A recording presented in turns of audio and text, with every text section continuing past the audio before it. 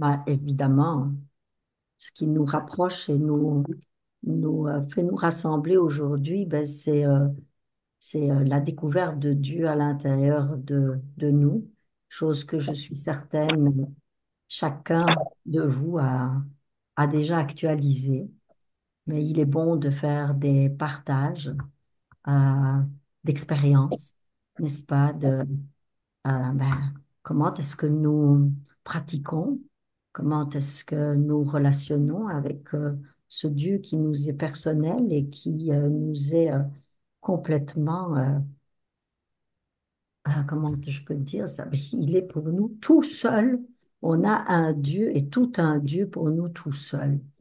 Parfois, je pense que nous ne réalisons pas et on ne réalise pas parce qu'on n'a pas, je dirais, les facultés mentales que pour pouvoir réaliser à quel point nous sommes choyés d'avoir Dieu qui nous habite, qui n'est vraiment pas loin, qui est en nous. Et puis, comme disait Colette, il y a ce Dieu qui est transcendant à sa création. Mais ce qui nous rapproche aujourd'hui, c'est ce Dieu qui est immanent à sa créature, c'est-à-dire nous. Il y a à peu près 1 an et demi, euh, Agnès et moi, on a commencé, ben, il y a peut-être plutôt 3 ans, on a commencé à faire des cours sur la Urantia University. Et la formule est différente de l'UBS, pour ceux qui sont familiers avec l'UBS. C'est-à-dire que c'est une rencontre Zoom par semaine. Et pendant la semaine, ben, on propose des pistes de réflexion. Alors souvent, il y a très peu de questions. Nous, on posait peut-être 2, 3 questions maximum. Et c'était intéressant de voir qu'est-ce que ça peut susciter chez les gens. Alors, on essaie de voir comment on pourrait reprendre une trilogie qu'on fait sur les ajusteurs, c'est-à-dire la première partie, on utilise les fascicules 107, 108, où on nous décrit les ajusteurs, d'où ils viennent, quelles sont leurs missions, leur ministère. Fascicule 109, 110, on nous explique comment ils relationnent avec nous, mais comment nous aussi, on peut mieux communiquer, collaborer avec eux. Et les fascicules 111, 112, bien, c'est le résultat de ce partenariat humano-divin, c'est-à-dire l'âme qui est co-créée et la personnalité qui se réalise progressivement. Alors, on essaie de voir comment on peut faire ça dans un cadre différent. Et on savait qu'on voulait que la dernière partie, ce serait la conscience de Dieu. Comment peut-on vivre dans la conscience de Dieu? Et c'est là que l'inspiration de Discovering God Within, de découvrir le Dieu qui est en soi, est venue. C'est un petit peu un résumé des fascicules sur l'ajusteur, mais on n'avait pas de questions-réponses, là. C'est juste des questions que les gens réfléchissent. Alors, je donner un exemple. La première semaine, il y avait 2 questions seulement. Qui est Dieu? Alors, évidemment, on peut aller dans le livre du Rancia, peut aller chercher des belles citations, surtout dans les 5 premiers fascicules. Mais là, la deuxième question, c'est qui est Dieu pour toi? Alors là, puis ce qui est intéressant, et on était une quinzaine, je pense qu'il y a au moins une douzaine étaient des étudiants du livre du Rancia depuis 30 ans et plus, là. Donc, c'était pas des novices, ça veut rien dire, mais je veux dire, c'était quand même, ça faisait partie de leur quête. Et c'est là, à un moment donné, qu'on s'est attardé sur une perle du livre du Rancia, une invitation de Jésus qui dit, je vous ai appelé à naître à nouveau, à naître de l'Esprit. Je vous ai fait sortir des ténèbres de l'autorité et de la léthargie de la tradition pour vous faire entrer dans la lumière transcendante où vous réaliserez la possibilité de faire par vous-même la plus grande découverte possible pour l'âme humaine, l'expérience divine de trouver Dieu pour vous-même, en vous-même et par vous-même, et d'accomplir tout cela comme un fait de votre expérience personnelle. Bon, après, il continue. Mais ce qui est intéressant, c'est faire l'expérience de Dieu, c'est pas lire sur Dieu. C'est sûr que lire sur Dieu, c'est pas, c'est correct. Quand on lit les 5 premiers fascicules, on est profondément touché de découvrir qu'on a un Père céleste qui vit en nous. Faire l'expérience de Dieu, ça nous amène à un autre niveau. Alors, si vous vous souvenez, il dit la plus grande découverte pour l'âme humaine. Alors, faut d'abord être déjà impliqué dans la construction de son âme, collaborer à construire son âme, parce que c'est elle qui est réceptive à toutes ces influences cosmiques.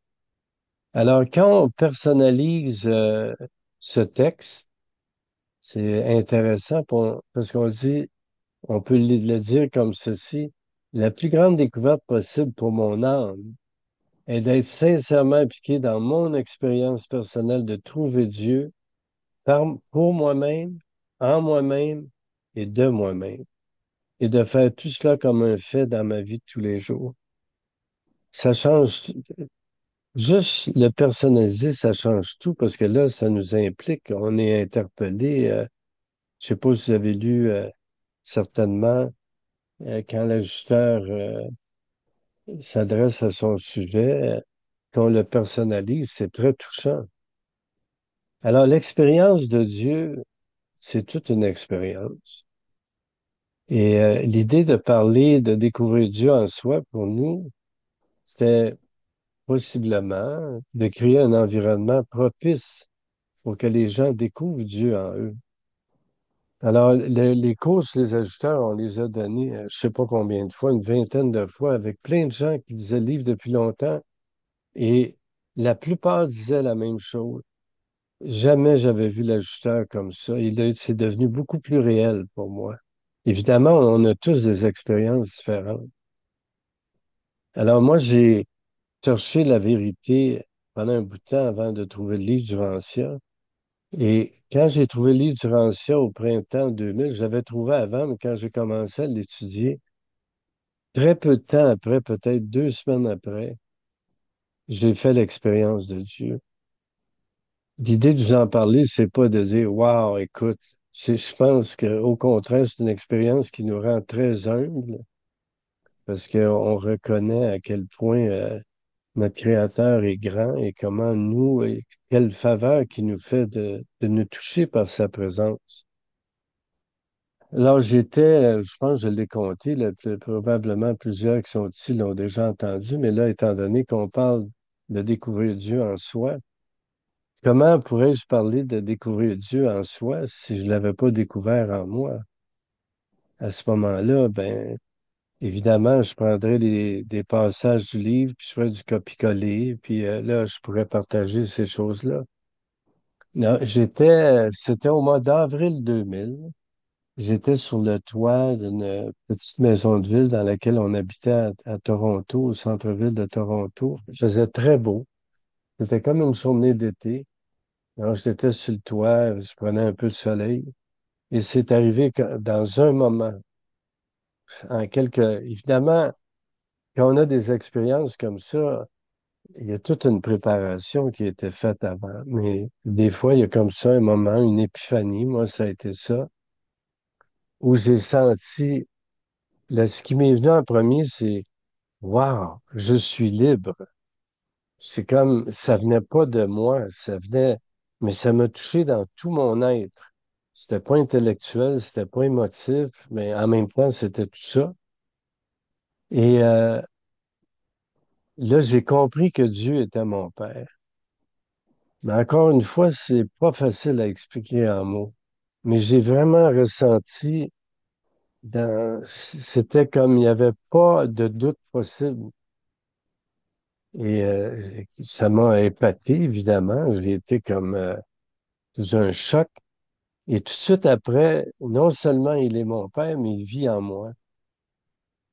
Et ça a tellement été une expérience puissante qui a duré peut-être 2 minutes en tout, là. Je sais pas, c'est très, très court, que j'ai pris la décision à partir de ce moment-là de dévouer ma vie à aider les autres à découvrir Dieu en eux, comme moi je viens de l'expérimenter. Évidemment, au début, c'était très malhabile. Évidemment, on prend des trucs du livre du Rancion, mais on fait son possible. L'important, c'est d'essayer. ça se raffine un peu avec le temps. En même temps, on est d'humbles mortels ascendants, donc on fait des erreurs. Quand on accepte qu'on est imparfait, on se donne le droit à l'erreur aussi. On est plein de bonne volonté, on veut faire la bonne chose, mais des fois, même en étant plein de bonne volonté, on fait pas nécessairement on pose pas nécessairement la bonne action. Alors, pour moi, l'expérience de Dieu, c'est sûr que ça a été lié un peu à la lecture de la Révélation, à l'étude de la Révélation. Pour moi, c'est un cadeau extraordinaire qu'on a dans les mains pour arriver à faire l'expérience de Dieu, pour être préparé, mais il y a plein de monde qui font l'expérience de Dieu sans le livre du Rancia. Mais quand on fait l'expérience de Dieu, il y a une porte qui s'ouvre. On entre dans le royaume des cieux, dans un autre niveau de réalité. Et là, il y a une quête des réalités spirituelles, de les comprendre, de les intégrer, de les vivre de plus en plus. Et personnellement, je connais pas de meilleur outil pour y arriver que le livre du Rancia, mais ça demeure un outil. C'est pas, le but, c'est pas de lire le livre. Le but, c'est de mettre en pratique ce qu'on y apprend. Alors, c'est sûr que c'est fascinant de comprendre pourquoi notre planète est enténébrée, que le manifeste de Lucifer est encore, à bien des égards, contrôle cette planète. Alors, c'est sûr que aussi, de voir d'où vient la vie, comment tout le monde, la divine ministre, les esprits mentaux, Adjuva, le mental, c'est extraordinaire qu'on ait toute cette information-là, mais ça remplace pas l'expérience de Dieu.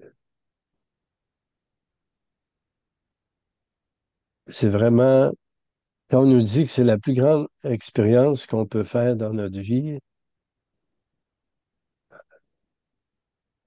alors moi, je le crois parce que je l'ai vécu humblement.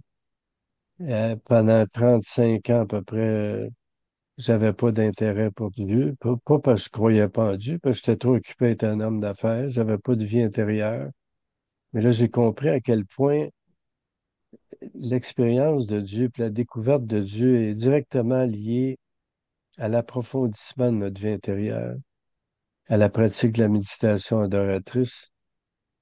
Moi, j'étais dans le doing, dans le faire. J'étais pas dans le being, dans l'être. C'est vraiment grâce à la pratique de la méditation adoratrice qui a été assez laborieuse pour moi d'un premier temps. M'asseoir 10 minutes à rien faire, pour moi, au début, il a fallu que je mette de côté l'idée que c'était une perte de temps et qu'au contraire, c'était très bénéfique. Alors, puis quand on fait l'expérience de Dieu, je vais finir là-dessus avant de laisser parler à Agnès.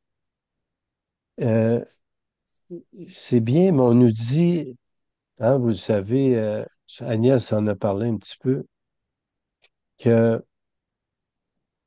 il y a une citation très puissante dans le fascicule 107, à la section 4, le dernier paragraphe. On nous dit, pouvez-vous vraiment réaliser la vraie signification de la présence intérieure des ajusteurs? Alors, encore une fois, quand on lit ça, puis c'est au vous, ben là, on peut se sentir plus ou moins interpellé. Mais quand on lit ça au je, euh, peux-tu vraiment réaliser la vraie signification de la présence intérieure de ton ajusteur? Ça change tout. Mesures-tu vraiment ce que signifie le fait qu'un fragment de déité absolue infinie, Claude, il nous fait vaguer dans l'absolu, l'infinité dans ses cours. Mais moi, l'absolu vit en moi comme il vit en chacun de nous. C'est quelque chose de voir qu'il n'y a pas de limite. C'est vraiment illimité, c'est infini notre quête. Et que l'ajusteur va révéler Dieu pendant toute l'éternité, des nouvelles facettes de Dieu. Donc, notre découverte de Dieu ne s'arrête pas au moment où on a fait l'expérience de Dieu pour la première fois. Ben, je souhaite à tout le monde, tant mieux si ça vous est arrivé. Et sinon, ben, je vous souhaite que ça vous arrive d'être touché par la grâce de Dieu. Mais ça, ce n'est que le début. C'est une quête dans laquelle il faut s'engager de façon diligente et vigilante et être impliqué, revenir. et à quel point, encore une fois, la révélation nous aide et aussi le fait de partager avec d'autres. Alors voilà pour mon expérience de Dieu. Je vais laisser Agnès parler, puis on va revenir sur d'autres points après, avant de partager. Bon, mais merci Guy pour ton Merci Guigui. partage. Ah, bah, moi, c'était pas tout à fait comme ça, hein. Moi, j'étais fascinée par la Vierge Marie en statue à l'âge de 2 ans. Ma maman travaillait dans un couvent et je me suis retrouvée dans le couvent et j'étais en admiration. Donc, j'ai gagné une statue de la Vierge avec laquelle je dormais. La quête de Dieu a toujours été, enfin, ça a toujours été bel et bien présent en moi. Et ben, un jour, donc j'allais à l'église, je chantais pour Dieu, j'aimais chanter pour Dieu, je voulais devenir religieuse, mais je voulais aussi porter des enfants. Alors le conflit a commencé à ce moment-là. Qu'est-ce que je fais? Est-ce que je deviens bonne sœur ou bien j'ai des enfants? Et là, j'ai demandé à Dieu. Mais je connaissais pas le livre du Rancien, tout ça, hein. Mais Dieu, ça faisait partie de cet être vers qui je peux me tourner. Donc, je lui ai dit, écoute, là, je suis en difficulté. Qu'est-ce qui est bon pour moi de faire? Je ne disais pas selon son plan parce que je savais pas qu'il avait un plan pour moi. Ça, je l'ai appris un peu plus tard. Et donc, ben, qu'est-ce qui s'est présenté? C'était l'envie physique de porter la vie. Alors j'ai dit, OK, j'ai dit, j'aurai des enfants et puis je serai bonne sœur. Donc je serai religieuse. Voilà. Eh ben, il a bien fait les affaires. Parce que d'abord, j'ai pu voir dans le livre du Rancia que 3 enfants, enfin, je pense que je vais aller à la nurserie probatoire et que je serai peut-être une cheftaine, là, ou un truc comme ça, là, parce que 3 enfants moi-même, 7 petits-enfants. Je suis très active là-dedans. J'aime ça. Je dirais que Dieu voilà, il nous place en nous quelque chose qui nous habite et dont on est passionné. Et moi, c'est l'éducation et les enfants. Ça, c'est ma passion. Donc, je me suis laissée entraîner là-dedans et il a bien fait. Il nous connaît super bien et il sait ce qu'il a placé en nous. Puis, voilà, j'étais un peu perdue, voilà, divorce, etc. Et je me souviens qu'une nuit, en janvier 2001, je me mets à pleurer dans mon lit en disant, Mon Dieu, je veux connaître l'amour. Pas, pas ce terme-là qui est galvaudé dans tous les sens, les hommes qui t'aiment et puis qui ne t'aiment plus, les machins comme ça. Non, non, non. Ton amour, ton véritable amour. Et 6 mois après, non, 8 mois après, presque une grossesse, ouais, je me suis retrouvée en Belgique avec un Sénégalais, Moussa, qui a commencé une semaine de formation avec lui. Après une semaine, j'ai dit, sur base de l'enseignement du livre de Rancia, quand on m'a présenté le fameux livre, d'abord on parlait du livre bleu, et puis, il y avait 25 personnes là, et j'étais dans les dernières. Et j'ai dit, mais qu'est-ce que c'est que ce livre bleu? Ah, j'ai dit, mais je n'ai pas lu de livre bleu, je ne sais même pas, je n'avais jamais pris connaissance du livre bleu. Arrivé à moi, donc tout le monde disait, ça fait 30 ans, ça fait 20 ans, ça fait 10 ans. J'ai dit, purée, s'il faut un prérequis, eh ben, je suis mal barre. Et puis, ce Moussa arrive à moi, il me dit, non, il n'a pas le temps de me dire quoi que ce soit. C'est moi qui lui ai dit, écoutez, s'il fallait lire un livre bleu, ben sachez que je ne l'ai pas lu. Alors il m'a regardé, il m'a dit, qu'est-ce que tu cherches? Eh bien, je cherche Dieu. Eh bien, tu es à la bonne place. Ça a été fini. Et je savais que j'étais à la bonne place. Alors, qu'est-ce que ça m'a aidé, cette formation? Moi, c'est pas le livre en lui-même. On m'a montré le livre, j'ai dit, j'ai jamais lu la Bible, c'est encore pire que la Bible. Il y a encore trop de pages là-dedans.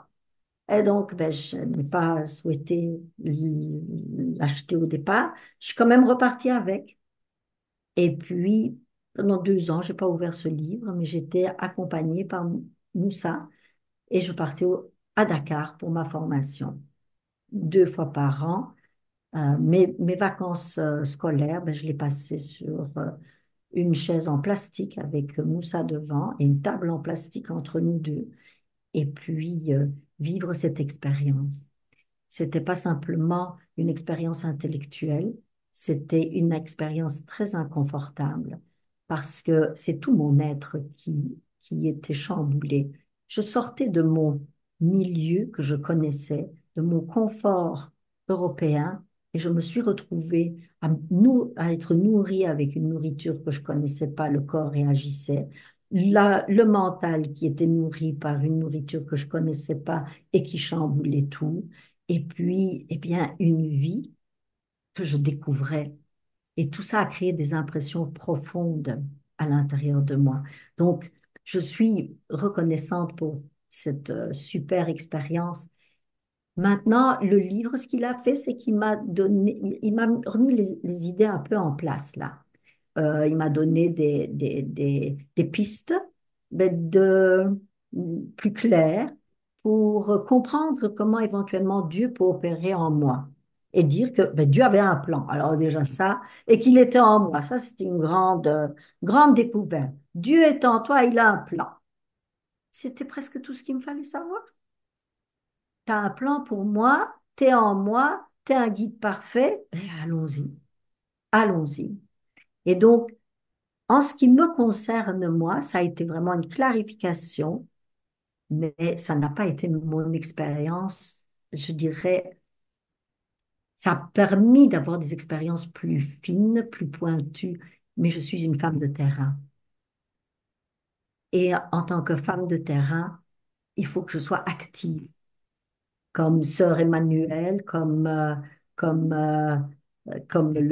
ne parlerai pas de l'abbé Pierre parce que comme il y a des trucs là autour de lui pour le moment, je n'en parlerai pas. Mais c'est cette action-là, Père Damien, Père- comme le père Damien, c'est ça. Et moi, je pense que quand nous sommes habités par ce Dieu et que nous avons vraiment mis en route cette relation, nous devrions tous être à l'extérieur en train de servir. Ça, c'est ma conviction profonde. Parce que Dieu, eh bien, on ne l'allume pas en nous pour rester à la maison. On l'allume pour aller servir. Parce que c'est lui qui sert au travers de nous. Je dis toujours, je suis la taxi woman.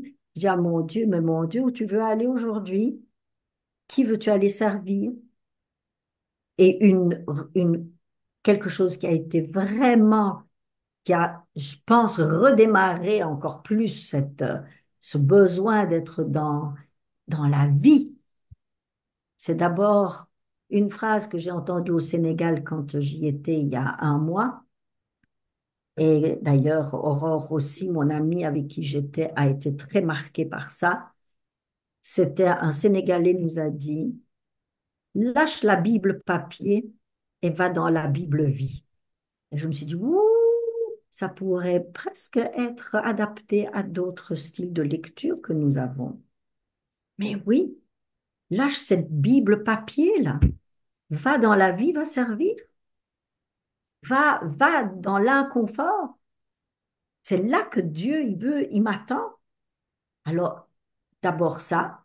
Et puis, ben, il se fait que je suis partie au Sénégal avec mon ami parce que son fils devait partir en formation Erasmus là-bas pour finaliser son, euh, son apprentissage d'éducateur. Et donc, c'était au Sénégal.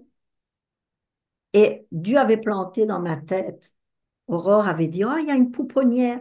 Ben voilà, Agnès remotivée. 3 enfants, 7 petits-enfants. Je me suis occupée des enfants de mon frère, de ma sœur. Ah, pouponnière, on y va. Et tout s'est mis en place. On arrive du vendredi soir, le samedi matin, là par hasard, une dame de 71 ans qui mange avec un monsieur sénégalais, elle, une Belge de Liège, avec un fort accent. Et puis, ben, on va lui parler, et puis à un moment donné, elle dit, ah, mais moi, je vais régulièrement à la pouponnière, et je sens en moi, demande-lui son numéro de téléphone. Ça vient. Ben, je, je l'entends en moi, je sens ça en moi, puis je laisse tomber. Je m'en vais avec mon plateau à l'extérieur, et puis là, c'était trop fort. Il fallait retourner voir cette dame. Et je me suis dit à moi-même, si elle était encore là, je lui demande son numéro de téléphone. J'arrive, elle était encore là. Je suis allée vers elle, j'ai dit, écoute, là, la pouponnière, ça, je ne peux pas faire sans y aller. Tu la connais. Est-ce que je peux avoir ton numéro de téléphone? C'était le matin, à 15 heures, on était à la pouponnière. La pouponnière est un lieu où, eh bien, il y a des bébés maintenant, qui avaient 4 jours jusqu'à 3 ans et dont la maman est décédée en couche, généralement. La famille ne peut pas s'en occuper parce que le lait coûte tellement cher et que la maman ne peut pas allaiter puisqu'elle est décédée. Et donc, ben, les bébés sont pris en charge par les religieuses et des tatas, comme ils appellent, mais ils sont en sous-effectif. Donc, ils sont toujours en... Ils accueillent tout le temps les bénévoles. Et ben voilà, l'expérience. Donc, j'ai vu comment Dieu a procédé en moi. Et il y a un fil rouge comme ça. Et découvrir le fil rouge, il y a comme voilà, cette certitude de Dieu. Cette foi que j'ai en lui, ce n'est pas je crois que oui, peut-être. Non, non. Je vois au travers de ma vie tous les éléments qui se mettent en place. Je vois son fil rouge. Et ça me rassure évidemment. Et je dis, ben, continuons. Continuons. D'ailleurs, ici, ben, Aurore et moi, nous retournons, mais on retourne avec toute une équipe. On retourne au Sénégal en avril avec toute une équipe. Aurore aussi, c'est une pratico-pratique. Alors voilà, moi, c'était OK, je découvre. D'ailleurs, découvrir Dieu, c'est découvrir plutôt enlever le couvercle de tout ce qui empêche Dieu d'être actif en moi. Voilà comment moi, je découvre ce Dieu. On pourrait ajouter quelques éléments additionnels. Alors, dans un cours qu'on vient de faire en français, où le titre était Je découvre Dieu en moi. Alors, est-ce que je cherche Dieu? Si quelqu'un ne cherche pas Dieu, je ne sais pas si vous avez déjà essayé de parler de Dieu à quelqu'un qui n'est pas intéressé, on perd notre temps. Même Jésus a passé son chemin quand il a vu cet homme qui n'était pas intéressé. Alors, si lui passe son chemin, je pense qu'on peut apprendre beaucoup de lui. Mais l'autre chose, c'est que si on cherche Dieu, tu en as parlé, Colette, au début, c'est sûr qu'il y a un Dieu transcendant, la source, la grande source première, source de tout, mais il y a un Dieu en nous, hein, un Dieu immanent en nous. Et je ne sais pas si vous vous souvenez de ce passage. Jésus dit, le monde est rempli d'âmes affamées qui vivent dans la famine, en présence même du pain de la vie, du pain de vie. Les hommes, les femmes meurent en cherchant Dieu qui habite pourtant en eux. Elles recherchent les trésors du royaume avec un cœur plein de désir et une démarche fatiguée, alors qu'ils sont tous à portée immédiate de la foi vivante. Et Agnès, tu parlais de découvrir, enlever le couvert. On nous dit aussi dans les enseignements sur la prière, en ouvrant l'extrémité humaine du canal reliant Dieu à l'homme, les mortels rendent immédiatement disponible le flot constant du ministère divin auprès des créatures des mondes. Alors, si moi je fais l'effort pour ouvrir l'extrémité humaine du canal qui me relie à Dieu, pour ouvrir, lever le couvercle, voir qu'est-ce qui fait obstacle, les préjudices, les idées arrêtées, les jugements, c'est quoi narrowness, l'étroitesse de jugement. Il y en a des choses qui font obstacle, mais quand on se sent touché par la grâce de Dieu, on a cette force en nous qui nous guide à se libérer de ce qui vient couper notre communion, notre communication, notre collaboration avec Dieu. C'est tout un travail intérieur à faire. On nous dit le travail est important, le moi ne l'est pas. Quand on donne trop d'importance au moi, on peut être tout notre temps, notre énergie à essayer de garder la dignité du moi humain et que si on se donne pas d'importance, alors tout peut commencer à se mettre en place. Alors, l'expérience de Dieu est une expérience qui remet les pendules à l'heure, qui nous met, nous, créatures, face au Créateur, emplis d'appréciation, de gratitude, de reconnaissance, d'avoir tout ce qui est nécessaire pour devenir un peu des dieux un jour, parce qu'on va fusionner avec notre ajusteur. Imaginez comment Dieu va pouvoir se manifester encore mieux au travers de nous. Et aussi un autre passage dans cette découverte de Dieu où on parle de l'ajusteur qui parle à son sujet. Moi, je me souviens, la première fois que je l'ai lu, j'ai arrêté, puis j'ai dit, ah, faut que je le mette comme si l'ajusteur me parle à moi. Puis j'avais fait un cadre que j'avais mis sur mon bureau, puis qui disait, je te donne mon amour, toi, mon sujet bien-aimé, je t'exhorte, je suis fidèle à ta personnalité qui m'a été confiée. Je t'exhorte à survivre, à ne pas me décevoir, à ne pas me priver de la récompense de ma lutte persévérante et intense. Mais ce qui est intéressant là-dedans, c'est que Dieu n'échoue jamais. Alors même si nous, on décide de ne pas continuer, ben, l'ajusteur a gagné dans tout ça. Mais sachant qu'on est habité par Dieu, qu'on a un partenaire divin,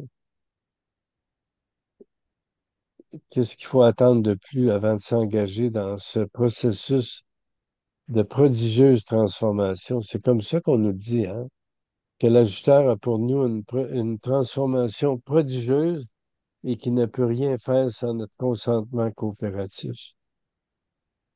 Alors voilà, est-ce qu'on est prêt à se laisser complètement guider par Dieu? Ça veut pas dire être passif, ça veut dire être très dynamique, mais en étant guidé pas à pas par Dieu et par toute cette conspiration de forces spirituelles qui travaille en nous, tout autour de nous. On parle beaucoup des anges. Ah, les anges, mes anges, mais les anges travaillent sur l'environnement, hein. Ils créent des situations pour nous faire grandir, des opportunités de service. Alors, comme disait Agnès, si on reste chez nous, qu'est-ce qu'ils peuvent faire? Ils peuvent pas faire grand-chose. Alors, voilà. Merci, mon Dieu, pour tout ce qui nous est offert et merci de nous permettre d'en faire un usage sage et à bon escient. Est-ce que tu veux ajouter quelque chose d'autre, Agnès? Euh, non, pas vraiment, sauf que Olivier a mis dans le chat des questions. Et je pense que c'est intéressant de se tourner vers les questions d'Olivier. Est-ce que tu veux les lire toi-même, Olivier?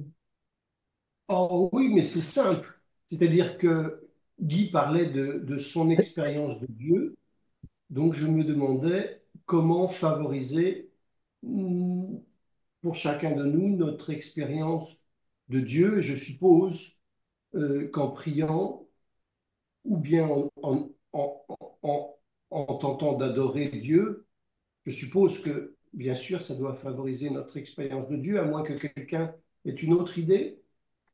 Ah ben, voilà, tu as lancé la balle. C'est super. Ou le bal, c'est Oui. comme on S'il veut. y en a d'autres qui veulent partager leur expérience Ouais. découverte de Dieu aussi, allez-y, hein. N'hésitez pas, on est là pour ça.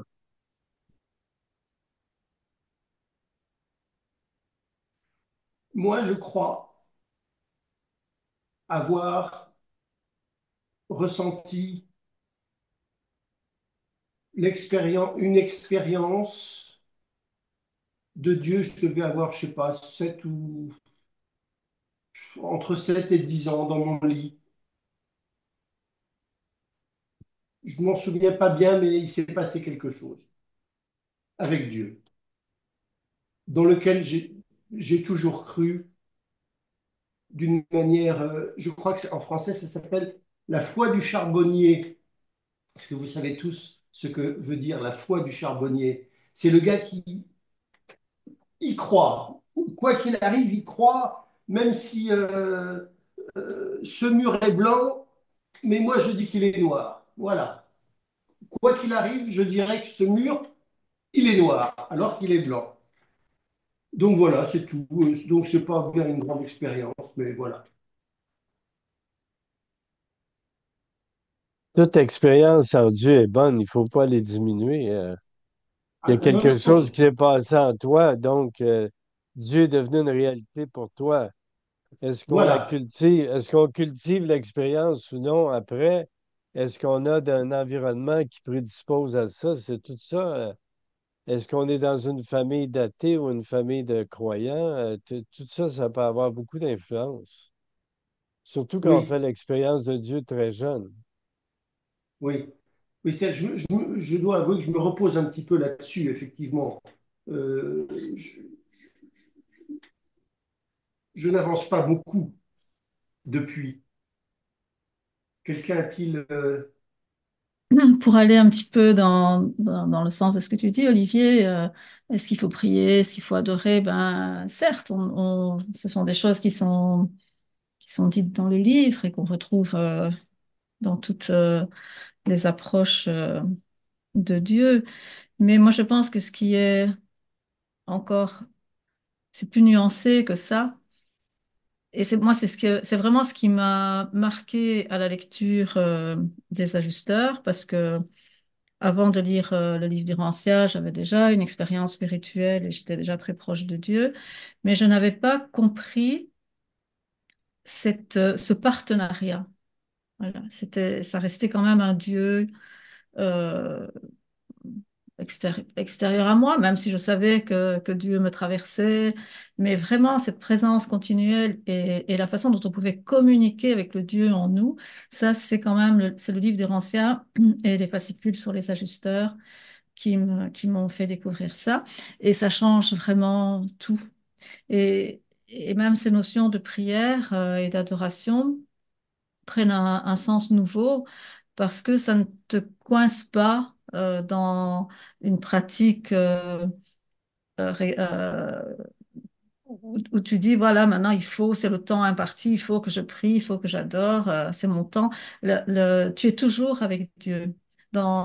Le service devient finalement quelque chose de prioritaire par rapport à la prière et à l'adoration, mais naturel.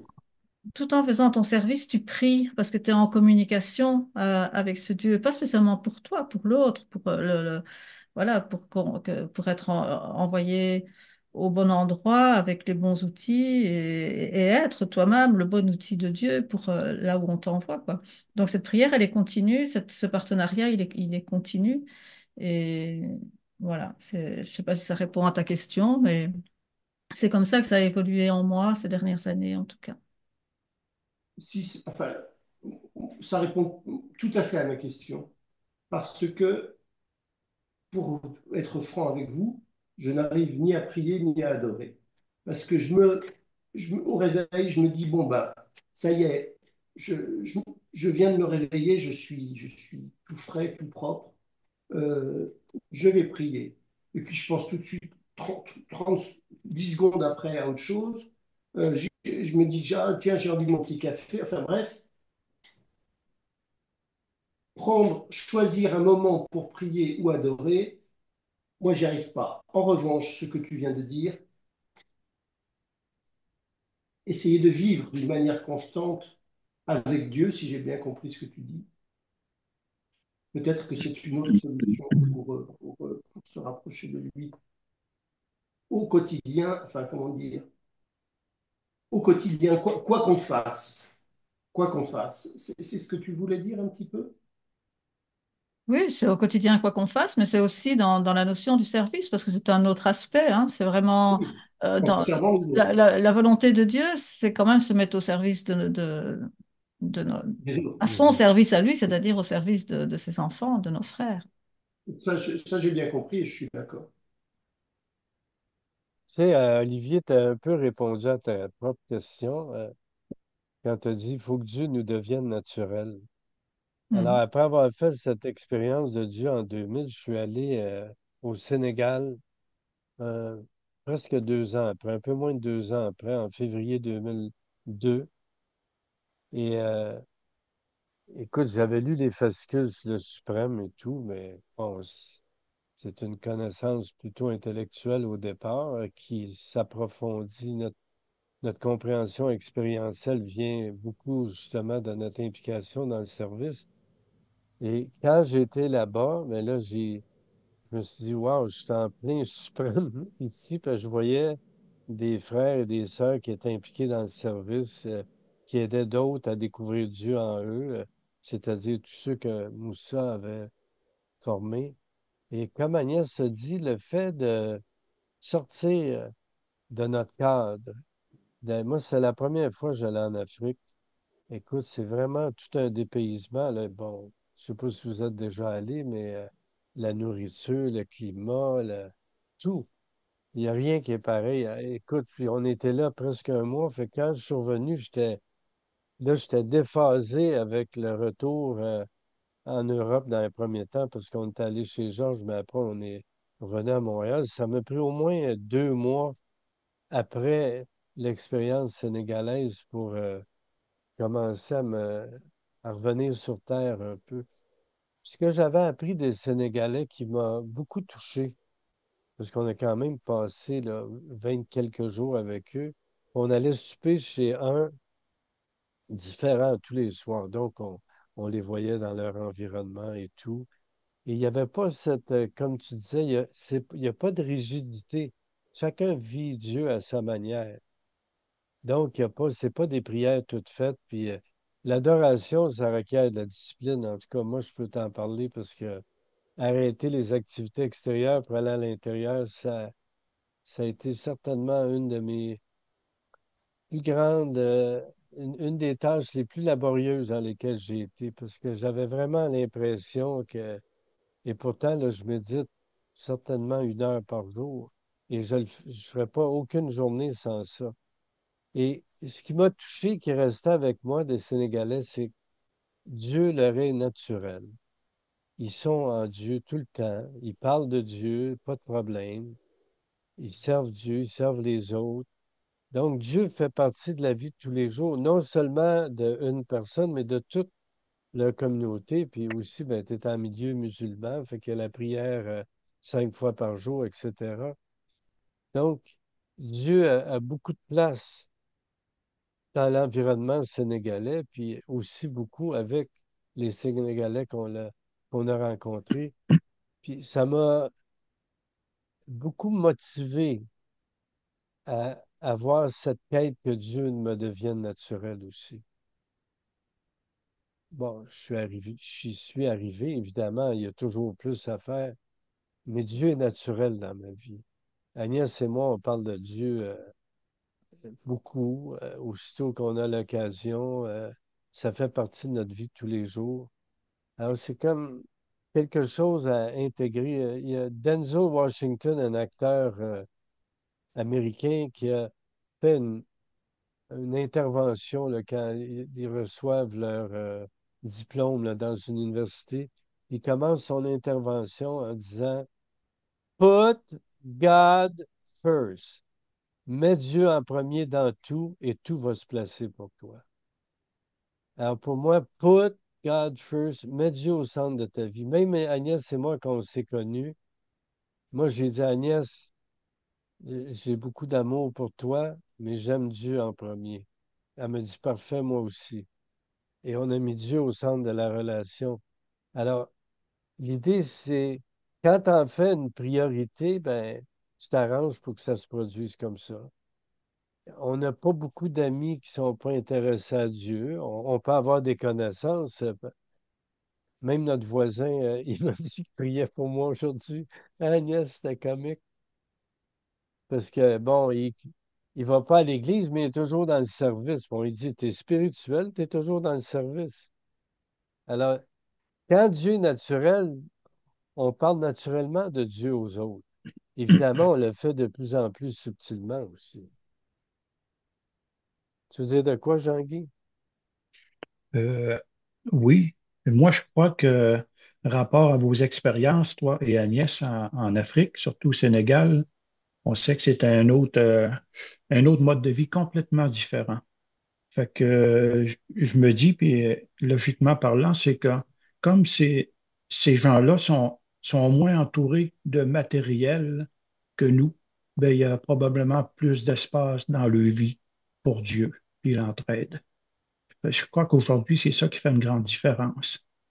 Fait que, en tout cas, moi aujourd'hui, je suis très heureux aussi d'être avec vous parce que, comme vous avez dit, on n'a pas beaucoup d'amis avec qui qu'on peut parler de Dieu.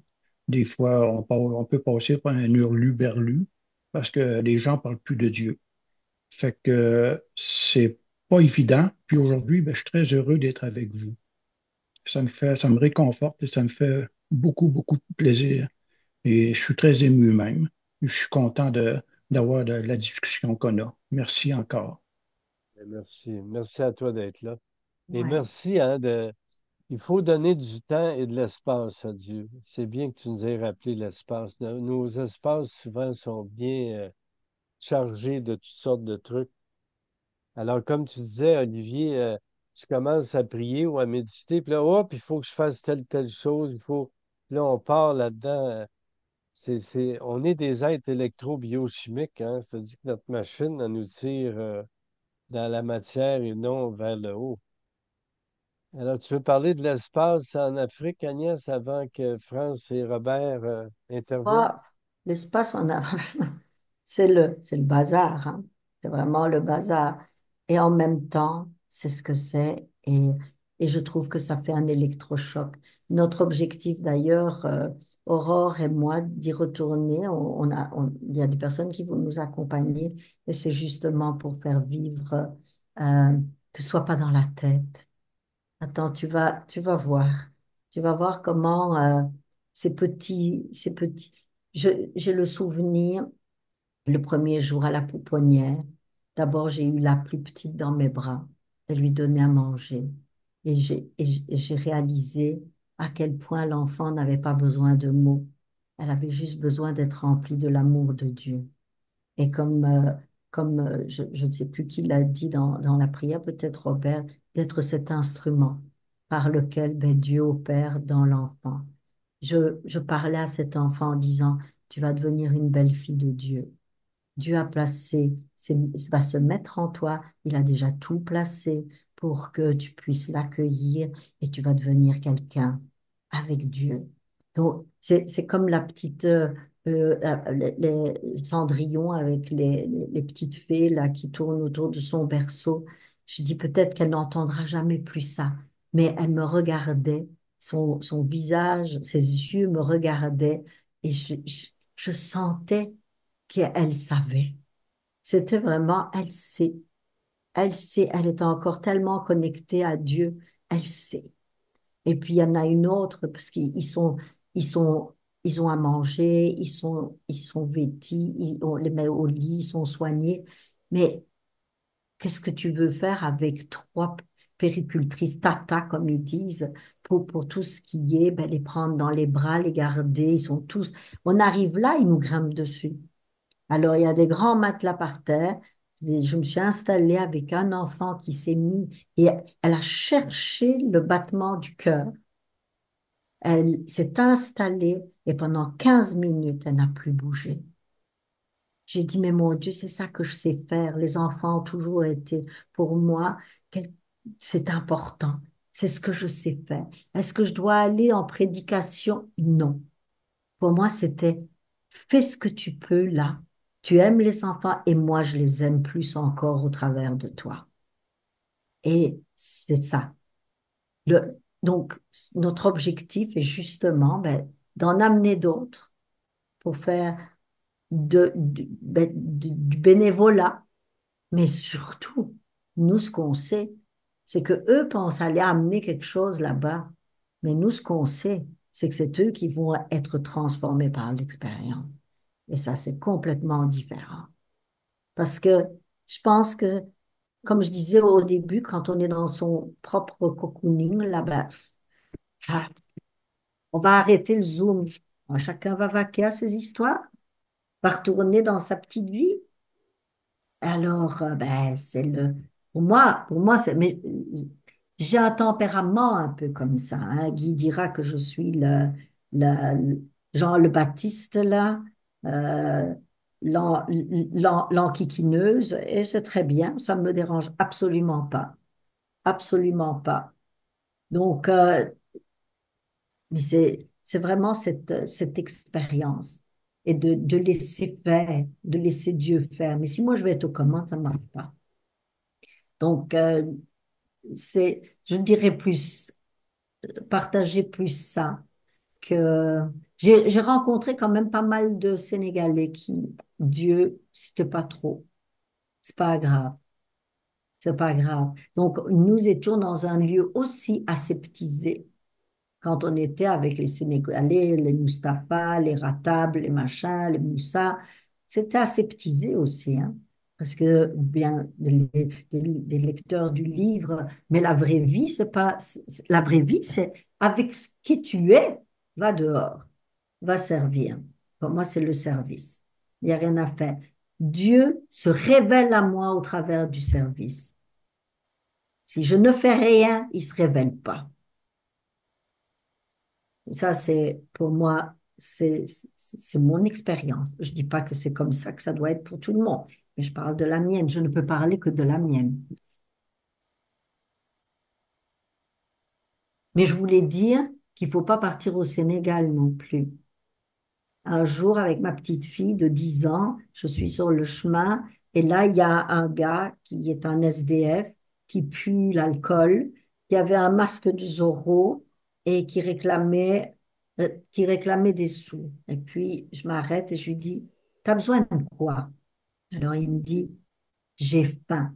T'as faim? Allez, on va à la boutique. Et donc, je m'en vais avec lui et ma petite fille qui était un peu, se demandait ce que c'était que ça.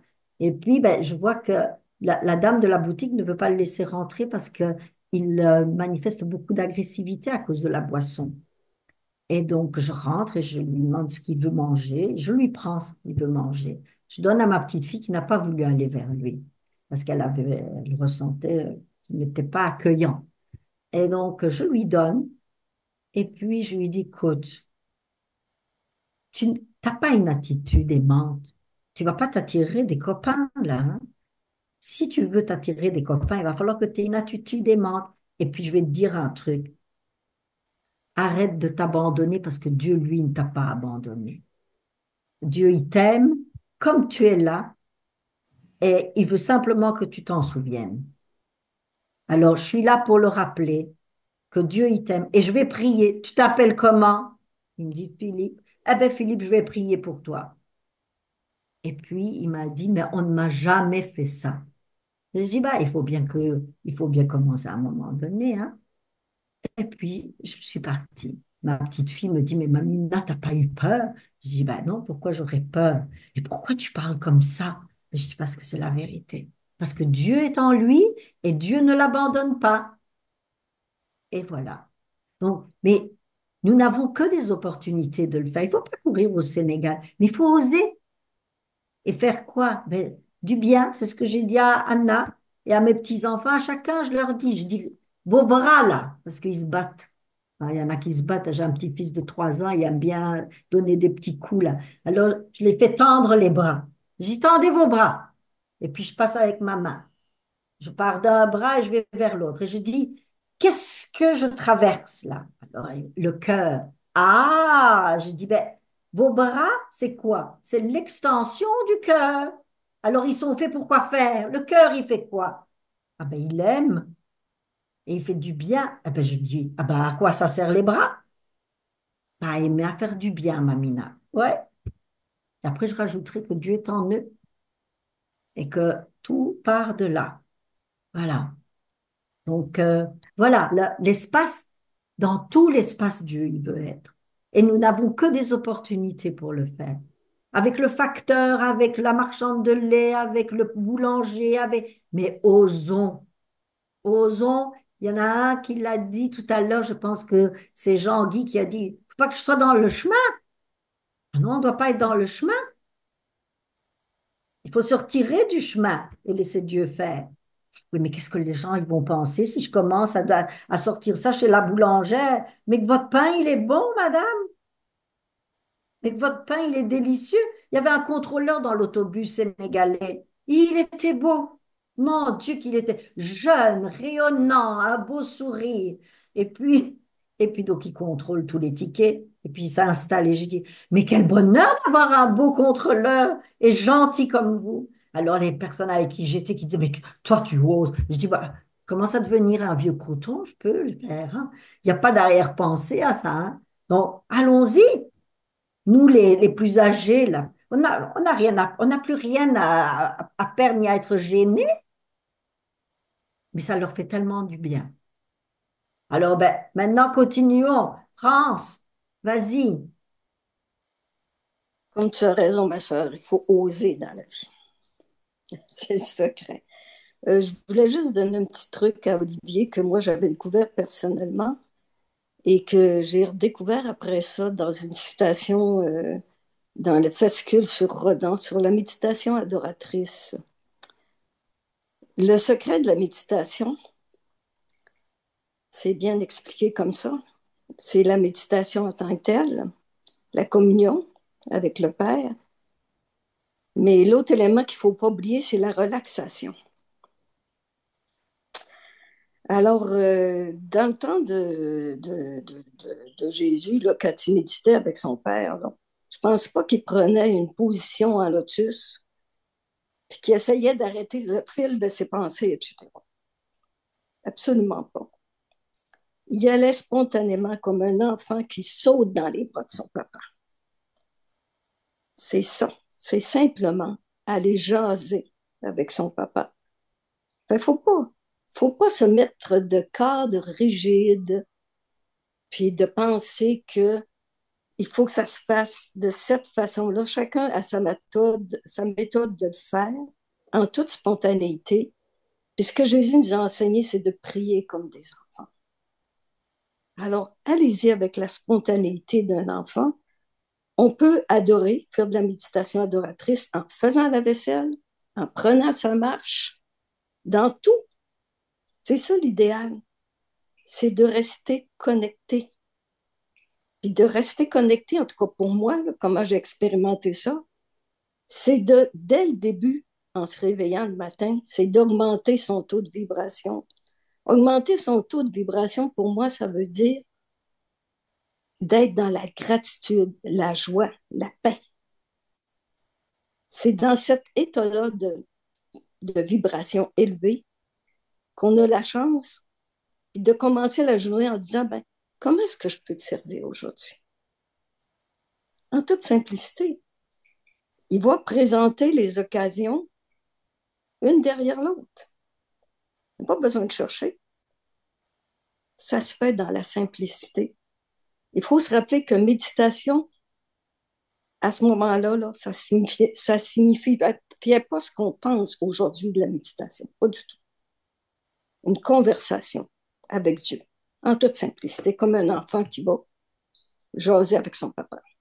Alors, tu te lèves et puis tu y jases. Il n'y a personne qui va te dire à côté de toi, ben, t'es folle, tu jases avec qui? Non, pas de problème. Jase avec Dieu. Voilà, c'était juste un petit truc que je voulais partager avec Olivier. Merci France. Ça fait plaisir, Olivier. C'est un peu Merci, Ben, comme France. jason. oui, jason avec Dieu. Jason. Alors, Robert, est-ce que tu jases? Ah, Franck, je suis tellement d'accord avec toi. C'est la simplicité. Le- je dois vous dire, mes amis, que j'ai vécu un moment d'extase. J'ai pris l'UBIS, le cours sur l'esprit de vérité, et puis ça m'a beaucoup touché. C'est la première fois que j'entrais vraiment en profondeur dans un cours d'UBIS. Et puis, à un moment donné, bien, c'est arrivé comme ça. Il n'y a pas de mots pour décrire, hein. Comme tu dis, c'est difficile à décrire. Puis, mais la sensation qu'on a, il y a une présence qui rentre en nous.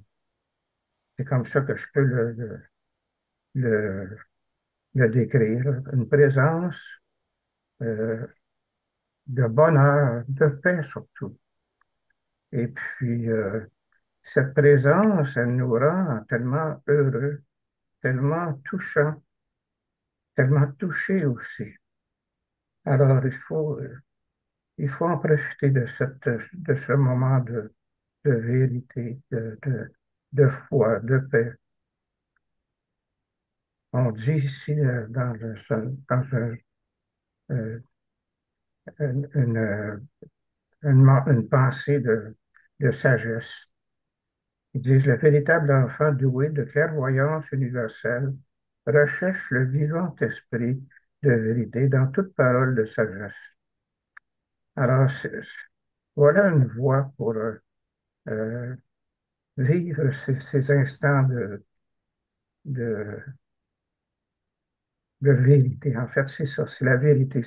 La vérité qui rentre en nous. Comme le livre de l'Ancien est une vérité, et cette vérité-là, on la sent en soi quand on vit ces moments-là. Je suis encore tout ému, là. Alors, c'est ça. Donc, c'est tout ce que je voulais dire. Merci à France, merci à vous tous et continuez à prier la prier Dieu, prier euh, pour prier pour tout le monde parce que on a tellement de besoins dans notre société, hein. On voit comment la haine, l'orgueil surtout, les guerres, même au Québec, ce que je trouve le plus triste, nous étions une société catholique, pratiquante et, et très pratiquante. Moi, j'ai été élevé par deux femmes exceptionnelles, ma mère et ma grand-mère, qui étaient très croyantes. Puis, depuis ce qui s'est passé, évidemment, on a été déçus de cette religion catholique. Alors, moi, le premier, j'ai quitté cette religion, mais j'ai jamais quitté ma foi en Dieu, grâce à ma grand-maman et à ma mère, qui ont su inculquer en moi cette force de foi et de vérité. Merci, mes amis. Amen. Merci, Robert. Merci Robert. Merci, Robert. Oui, vas-y, Yves. Oui, Robert, je suis comme toi. Moi, j'ai eu la chance d'avoir une maman et une grand-mère très croyantes. Et c'est vrai que la, comment dire, la conscience de Dieu, ça apparaît de manière spontanée ou c'est accompagné dès l'enfance, hein, ou ça apparaît plus tard dans la vie, peu importe. Après, la manière dont on rencontre cette présence de Dieu en nous, euh, elle est propre à chacun de nous, puisqu'on a chacun des personnalités différentes et distinctes. Donc, c'est autant d'expériences nouvelles. Euh, mais j'apprécie beaucoup, France, effectivement, tu dis, allons jaser sans autre forme de manière spontanée. C'est magnifique. C'est en fait comme les petits-enfants, hein. C'est ça, en quelque sorte. Après, faut être, euh, faut être comme des enfants et oser simplement parler à Dieu. Moi, en ce moment, je me raccroche un peu au Notre Père quand j'ai du mal à me concentrer voilà, pour cette conscience de Dieu. Je récite un Notre Père et en fait, les paroles sont assez profondes parce qu'elles adressent plusieurs niveaux de notre expérience de la réalité. Et puis, oser aussi, Agnès, comme tu le dis, dans toutes les occasions qui peuvent se présenter la journée, c'est très fort ça. Et ça peut être un rappel que l'on se fait à soi-même euh, de manière constante ou quotidienne, et sans chercher plus loin ou ailleurs, juste euh, oser et chaque rencontre est une opportunité. Voilà. Euh, En fait, c'est pas compliqué. Et l'intellectualisation, elle est utile, nécessaire, mais pas indispensable. L'expérience de Dieu, elle se fait en dehors du mental. Elle est sur un plan spirituel. Donc, faut se libérer un petit peu de toutes les idées qu'on se fait de cette présence de Dieu, en quelque sorte. Il faut la vivre de manière simple et spontanée comme un enfant. Voilà ce que j'ai retenu de tous vos partages et je vous en remercie. Amen. Oui, Merci Yves, Jésus, merci. Jésus dit, c'est la simplicité spirituelle des enfants dont je vous parle, et non l'immaturité mentale des enfants. Alors, c'est bien de faire la différence. On le voit, la simplicité, Agnès, n'est-ce pas? Il y en a des petits autour ici. Yvonne, Personnellement, je voulais remercier Agnès aussi, te remercier, mais remercier Agnès parce que je me suis beaucoup retrouvée en elle. Elle a eu des enfants, des petits-enfants. Moi, j'en ai eu 5 et 9 petits-enfants. Je me suis beaucoup, beaucoup occupée d'eux. Et je continue avec les petits-enfants de mes amis. Et ce que j'ai découvert avec bonheur dans le livre Rancia, c'est que la première activité après être réveillée sur les maisons des mondes, c'est d'aller en nurserie. Et je le raconte à toutes mes amies, ça les fait rire parce qu'elles me disent, mais tu as élevé 5 enfants, tu t'occupes des petits, tu veux encore? J'ai dit, ah oui, oui, oui. J'ai dit, je veux encore m'occuper d'enfants et j'y resterai 10 ans s'il le faut, ou 20 ans, ou 100 ans, peu importe, puisque le temps ne comptera pas. Et ça fait sourire tout le monde. Voilà. chers C'est collègues, je dis oui, chers collègues, Yvonne. oui, oui, oui, merci. Merci de ton témoignage parce que je me suis beaucoup retrouvée et ça m'a beaucoup fait plaisir, fait plaisir. Et pour le Sénégal, pourquoi pas? Voilà, c'est parce que je cherchais à m'occuper d'enfants ici dans ma région.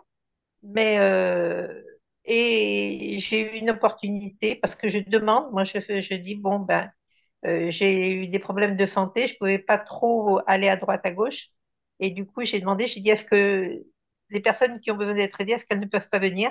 Et il y a une dame qui a appelé pour son fils de 23 ans qui est autiste et sourd et muet parce que je fais des soins en digiponcture. On le voit, hein, il y a une planche de digiponcture sur mon fauteuil. Euh, et donc, je lui ai proposé de lui faire un massage.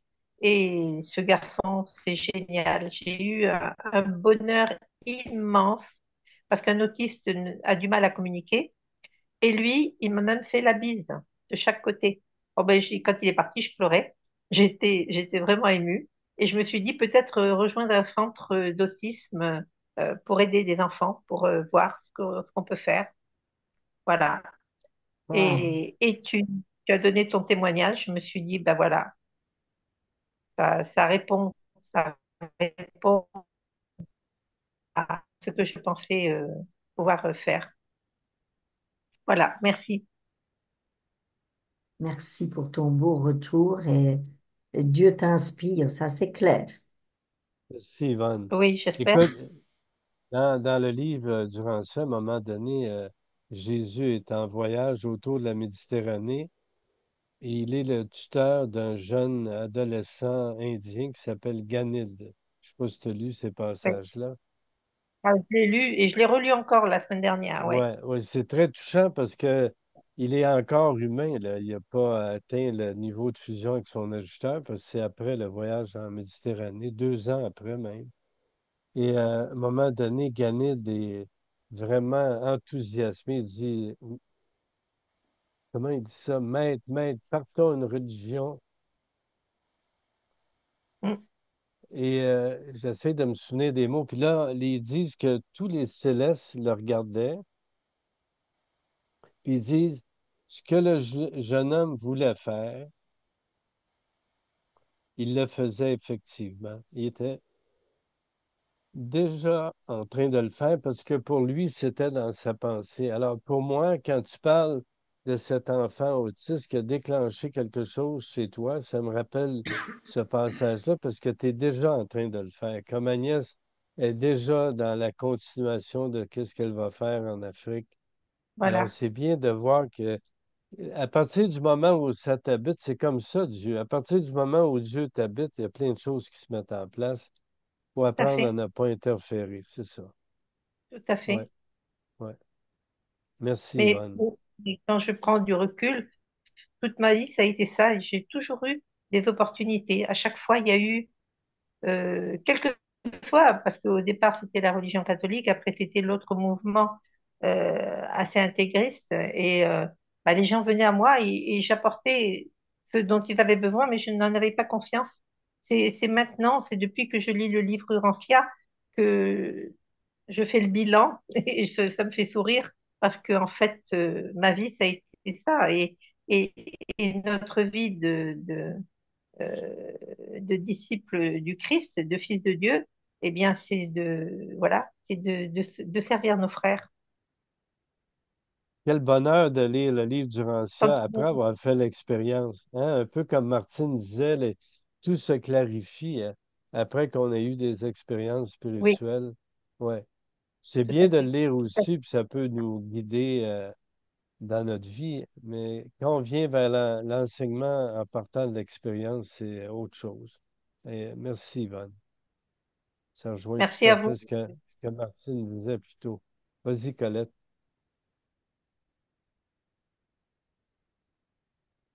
Oui, moi, je voudrais partager ceci.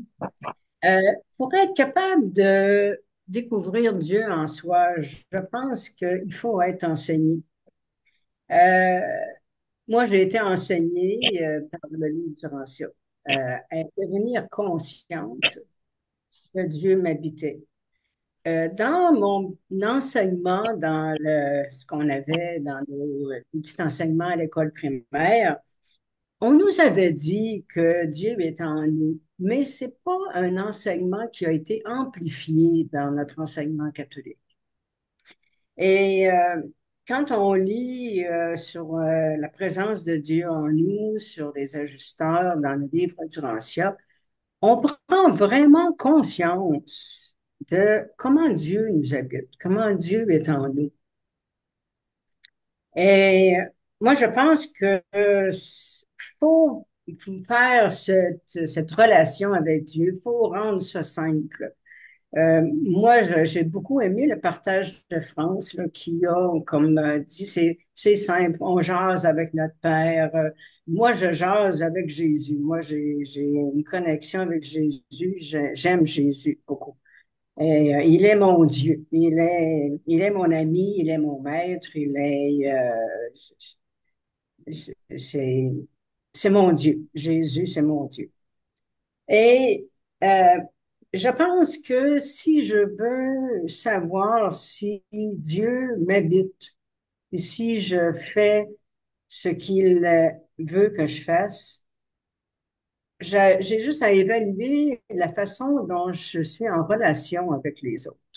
C'est la qualité de mes relations avec les autres qui m'indique si je réponds à la volonté de Dieu ou pas. Alors pour moi, c'est simple comme ça. Si j'aime les humains, si j'aime puis je souhaite leur bien à tous ceux qui m'entourent, euh, je, je réalise ce que Dieu veut que je réalise. Alors moi, c'est le partage que j'ai à apporter aujourd'hui. Amen. Merci. Merci, Colette. Merci Colette. Par rapport à ce que Colette vient de dire, j'ai un baromètre aussi. Et le baromètre, c'est pas toutes mes relations, mais c'est la relation avec ma maman, qui a été toujours très compliquée et qui, ça prend du temps, mais il y a de beaucoup de choses qui changent. Et donc là, je dois dire que rien que cette relation-là est un énorme indicateur. Et merci mon Dieu de me libérer de toutes les étiquettes que j'avais d'elle et de tout ce que je pensais et de tout ce qui me faisait finalement obstacle à la possibilité d'être. Et d'ailleurs, elle va faire partie du groupe qui va partir au Sénégal. Donc, pour qu'elle vienne au Sénégal avec moi, je peux t'assurer que il y en a eu de la transformation, hein? Et dimanche dernier, on est allé la chercher à l'aéroport, puis elle était pleine de gratitude. C'était beau à voir. Et le lendemain aussi, c'était son anniversaire. Et c'était vraiment touchant de voir elle était pas dans le blâme ou la chiale. Elle était vraiment dans l'appréciation et la gratitude. C'était vraiment touchant. Oui, Colette. Je voudrais rajouter quelque chose. J'ai oublié de dire quelque chose dans mon message. Euh, j'ai beaucoup aimé l'idée, quand je dis qu'on doit être enseigné que Dieu nous habite. Agnès, dans son témoignage tantôt, dans ses relations avec les enfants, elle leur dit, Dieu est en toi.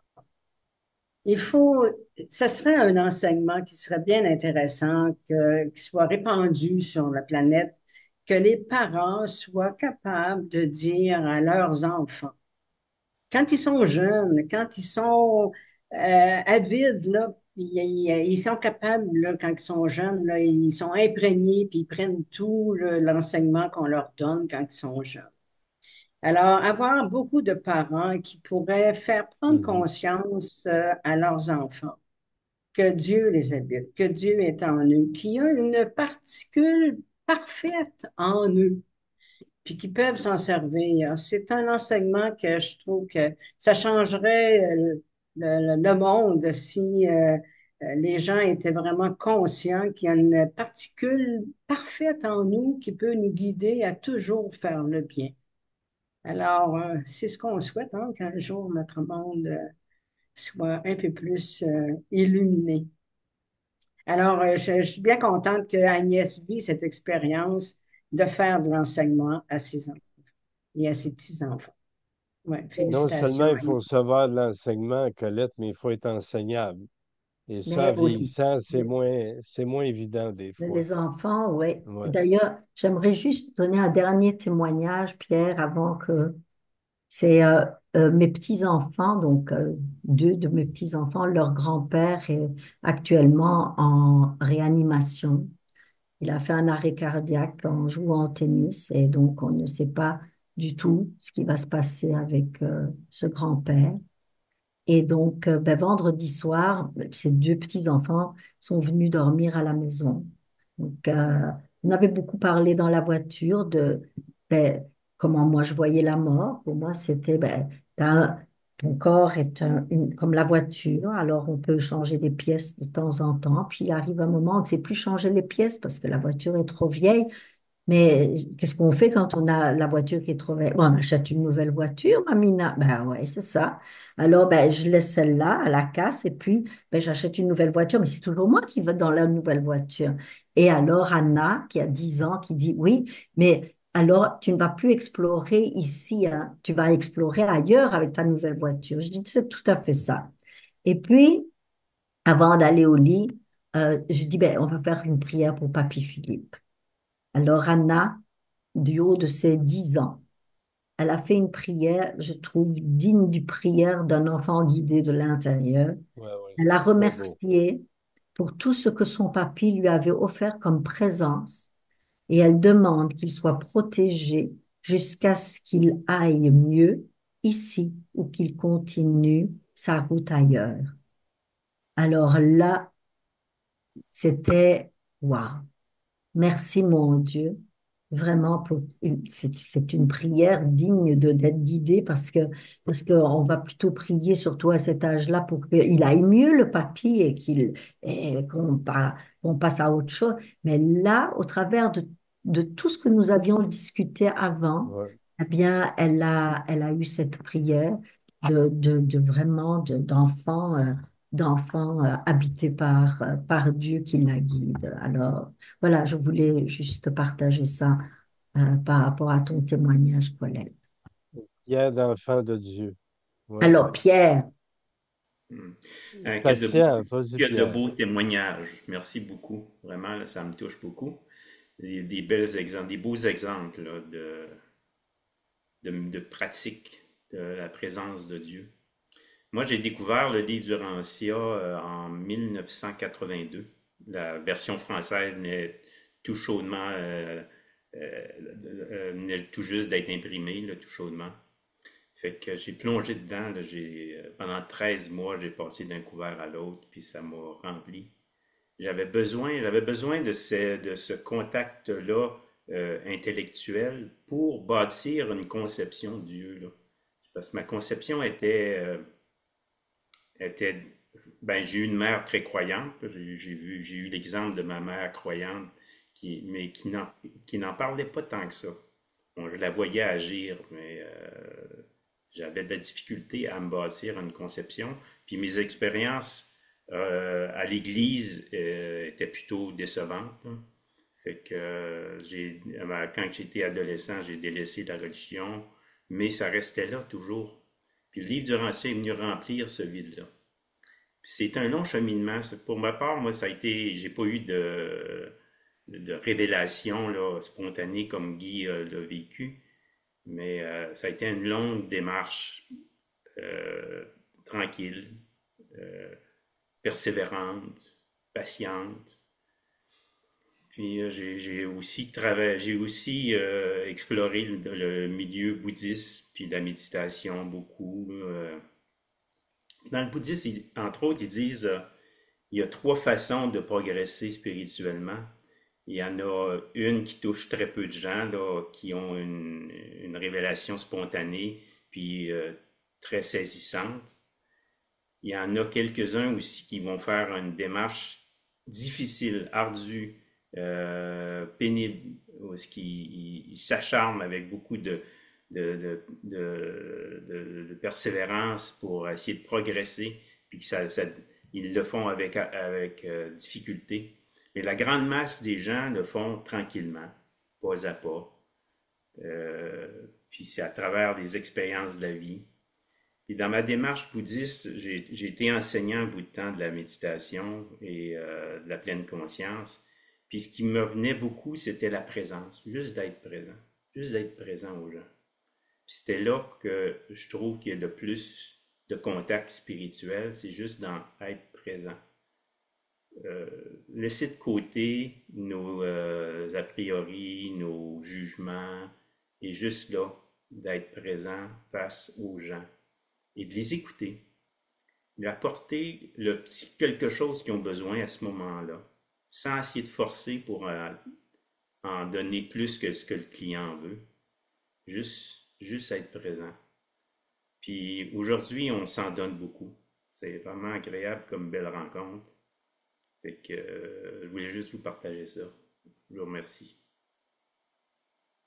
Je vais retourner ça, Pierre. Ne pas en donner plus que le client veut. C'est, on a tendance, quand on a le livre du Rancien, à en donner beaucoup plus que le client veut. Merci pour ce partage, Pierre. Lucas, tu t'es mis, on te voit. Est-ce que c'est parce que tu veux parler aussi? Ouais, j'ai aimé vous écouter. Non,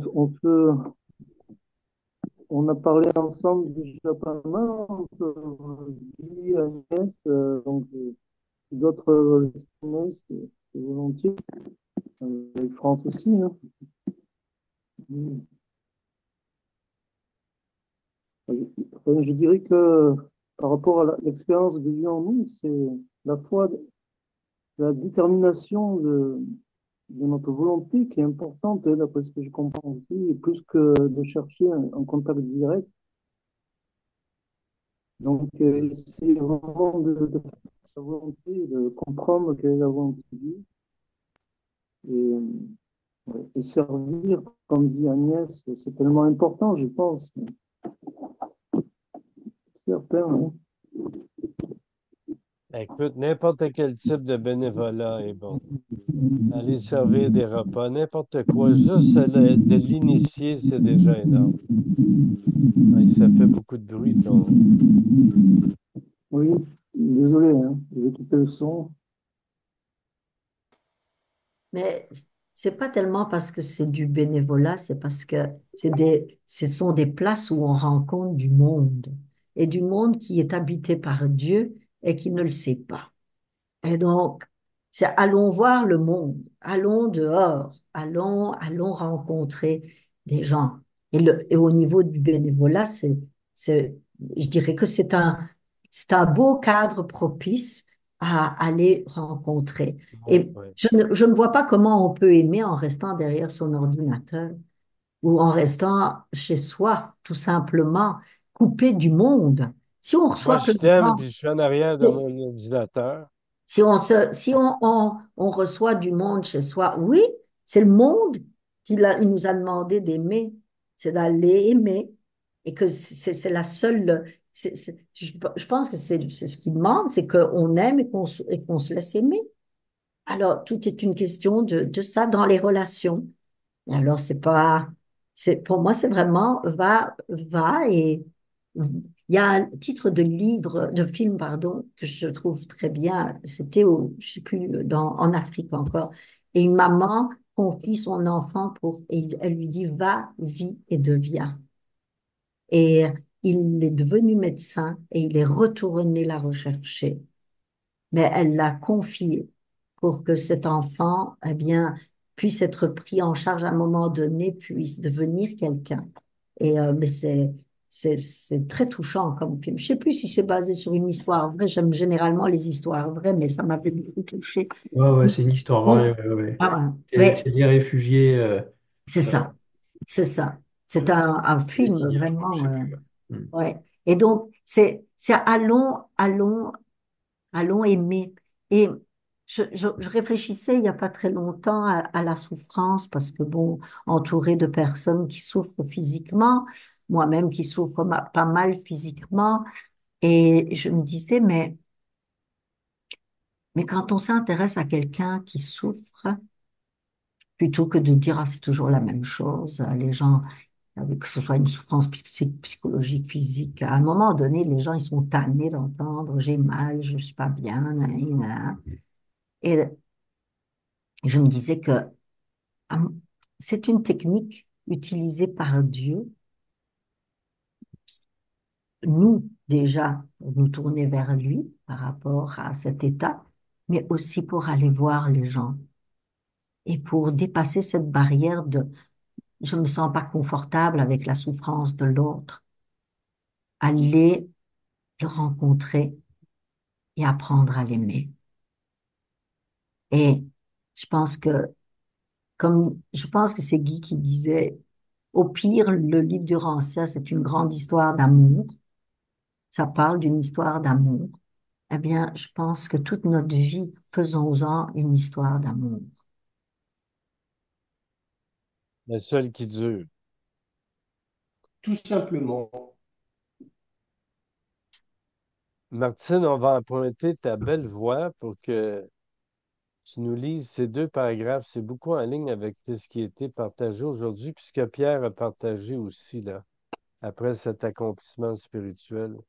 Et comprendre que faire l'expérience de Dieu, c'est pas rester le même après, ou la même après. Jésus dépeignit la sécurité profonde de l'homme connaissant Dieu en disant, pour celui qui connaît Dieu et croit au royaume, qu'importe si toutes les choses terrestres s'effondrent. Les sécurités temporelles sont vulnérables, mais les sécurités spirituelles sont invulnérables.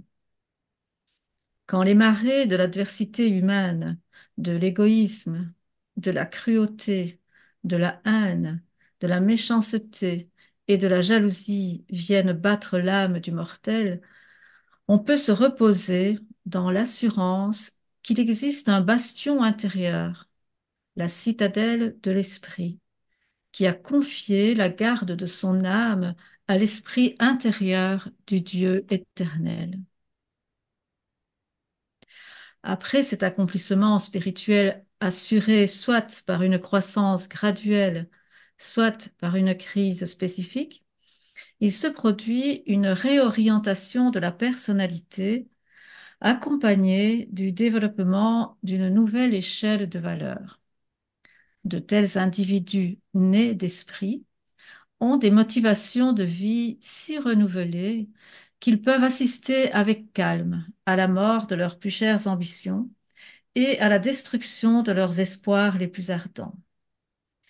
Ils savent pertinemment que ces catastrophes sont simplement des cataclysmes rectificateurs qui ruinent leur création temporelle, préalablement à la construction des réalités plus nobles et plus durables, d'un niveau à la fois nouveau et plus sublime d'accomplissement universel. Merci, Martine. Alors voilà, l'expérience de Dieu s'abrace. Ça remet tout, ça change tout.